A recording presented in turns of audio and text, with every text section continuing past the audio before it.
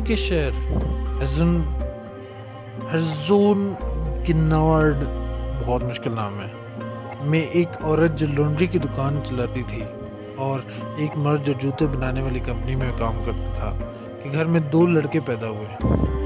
بڑے کا نام روڈولف ڈیزلر تھا جسے لوگ روڈی بلاتے تھے اور چھوٹے کا نام ایڈولف ڈیزلر تھا جسے لوگ آرڈی بلاتے تھے. 1924 میں دونوں بھائیوں نے اپنی ماں کی لانڈری کی دکان میں ایک جوتے بنانے والی کمپنی بنائی اور چونکہ ان کا باپ جوتے بنانے والی کمپنی میں کام کرتا تھا اس لیے اندازہ لگایا جا سکتا ہے کہ ان کے باپ نے اس مقصد میں ان کا لازمی ساتھ دیا ہوگا. روڈی ایک بزنس مین یا سیلز مین کی حیثیت سے ابھرا جبکہ آرڈی ایک شو ڈیزائنر تھا. اس لیے ان کی پارٹنرشپ اس بزنس کو بلندیوں تک لے گئی. لیکن ان کے اس بھائی چارے کو کس کی نظر لگی اور کیسے جنم ہوا دنیا کی 2 بڑی جوتے بنانے والی کمپنیوں کا، یہ سب جاننے کے لیے دیکھتے رہیے ویڈیو.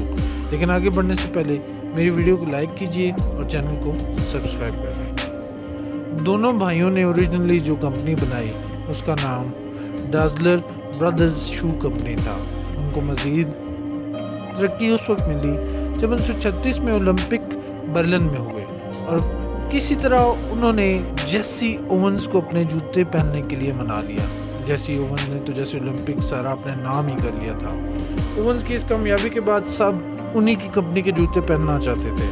دوسری جنگ عظیم میں چونکہ شوز کی بجائے بوٹس کی ڈیمانڈ تھی اس لیے انہوں نے بوٹس بنانے شروع کر دیے. اس لیے دوسری جنگ عظیم کی وجہ سے جیسے بہت سے لوگوں کو نقصان ہوا تھا انہیں فائدہ ہوا. 1943 میں دوسری جنگ عظیم کے دوران ان کے شہر پر حملہ ہوا تو روڈی اور اس کی بیوی نے ان کے ہاں بنائے ہوئے بام شیلٹر میں پناہ لی. اسی طرح تھوڑی دیر بعد وہاں آرڈی اور اس کی بیوی بھی پناہ لینے کے لیے آ گئے جن کو دیکھ کر روڈی نے کہا دیکھو یہ پھر آ گئے، جس سے آرڈی کو لگا کہ روڈی نے یہ ان کے لیے کہا، جبکہ روڈی نے متعدد بار آرڈی کو بتانے کی کوشش کی کہ وہ مخالف فوجیوں کے بارے میں بات کر رہا تھا. اس واقعے سے ان کے بیچ میں دراڑ پڑ گئی جس کے کچھ ہی دنوں کے بعد روڈی کو اس کی گورنمنٹ نے فوج میں جنگ لڑنے کے لیے چن لیا. تب بھی روڈی کو لگا کہ اس کے پیچھے آرڈی کا ہاتھ ہے تاکہ روڈی راستے سے ہٹ جائے اور آرڈی سارے کاروبار کا مالک بن جائے. بعد ازاں روڈی گرفتار ہو گیا اور امریکی جنگی قیدیوں کے کیمپ میں بھجوا دیا گیا. تب بھی اسے یہی لگا کہ سب کے پیچھے آرڈی کا ہاتھ ہے. کچھ سالوں بعد جب روڈی واپس آیا تو دونوں بھائیوں نے ہر اس چیز کا بٹوارہ کیا جو ان کی مشترکہ ملکیت تھی. اگر کہا جائے کہ انہوں نے بٹوارہ صرف اپنے کاروبار کا نہیں کیا تھا بلکہ اپنے شہر کا بھی بٹوارہ کر دیا تھا تو بالکل غلط نہیں ہوگا.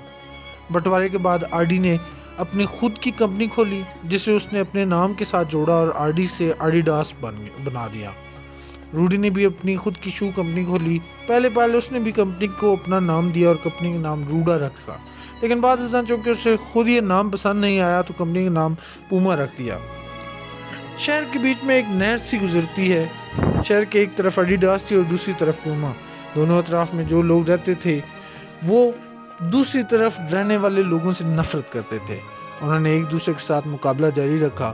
دونوں نے اپنے نئے ڈیزائن کے جوتے متعارف کرائے جیسے کہ پوما نے 1952 میں پہلے جوتے متعارف کرائے جن میں سکروز اور سٹڈ پائے جاتے تھے تاکہ ایتھلیٹ کا بیلنس بنا رہے. اسی طرح پوما نے 1960 میں پہلے جوتے متعارف کرائے جن میں ویلکرو لگتی تھی اور تسمے باندھنے کا کوئی جھنجھٹ نہیں تھا. لیکن ایڈیڈاس نے ایک مختلف قسم کی اسٹریٹجی اپنائی. انہوں نے 3 پٹیوں والے جوتے متعارف کرائے جس سے فوری طور پر پہچانا جا سکتا تھا کہ یہ کس برانڈ کے جوتے ہیں. یہاں تک کہ انہوں نے پوما پر ایک مرتبہ مقدمہ بھی کیا کہ پوما نے 4 پٹیوں والے جوتے صرف ایڈیڈاس کی 3 پٹیوں والے جوتوں کی نقل کر کے بنائے ہیں. لیکن جوتوں کے ڈیزائن سے بھی بڑی بات وہ کھلاڑی تھے جنہیں ایڈورٹائزمنٹ کے لیے ہائر کیا جاتا تھا. ایسے بہت سے کھلاڑی آپ کو مل جائیں گے لیکن میں آپ کو چند مثالیں دیتا ہوں. جیسے ایڈیڈاس نے 1954 میں ویسٹ جرمنی کی ٹیم کو سپانسر کیا، یعنی ویسٹ جرمنی کے کھلاڑیوں نے ایڈیڈاس کے جوتے پہن رکھے تھے. 1954 کا وہ فائنل جس میں ویسٹ جرمنی کے بارے میں کس نے سوچا تک نہ تھا کہ یہ ورلڈ کپ ویسٹ جرمنی جیت جائے گا، جس سے ایڈیڈاس کی پروڈکٹ کی سیلز میں 10 گنا اضافہ ہوا. اسی طرح پوما نے 1970 کے فٹ بال کے ورلڈ کپ میں پہلے کو سپانسر کیا. اور کسے یاد نہیں کہ 1970 میں برازیل کو ورلڈ کپ جتانے والا پہلے تھا. کیا آپ جانتے ہیں کہ فائنل سے ایک دن پہلے پیوما کے ایک نمائندے نے پہلے سے رابطہ کیا اور اسے 25,000 کی آفر کی کہ وہ پوما کے جوتے فائنل میں پہنے اور پوما کے ساتھ اگلے 4 سال کے معاہدے کے لیے پہلے کو مزید $1,00,000 دیے گئے، لیکن پوما نے صرف ایک شرط کی تھی کہ پہلے کسی بہت جذباتی ٹائم پر میچ کو روک کر صرف اپنے جوتوں کے تسمے باندھے گا۔ فائنل میں پہلے نے ایسا ہی کیا اور لاکھوں نے دیکھا کہ دنیائی فٹ بال کا سب سے بڑا کھلاڑی پوما کے جوتے پہنے ہوا تھا، لیکن ایسا کرتے ہوئے پوما نے ایڈیڈاس کو دھوکہ دیا، کیونکہ دونوں حریف کمپنیوں کا آپس میں معاہدہ ہوا تھا کہ دونوں میں سے کوئی بھی پہلے کے ساتھ معاہدہ نہیں کرے گا۔ 1970 کے واقعے کے بعد دونوں بھائی پھر آپس میں کبھی نہیں ملے۔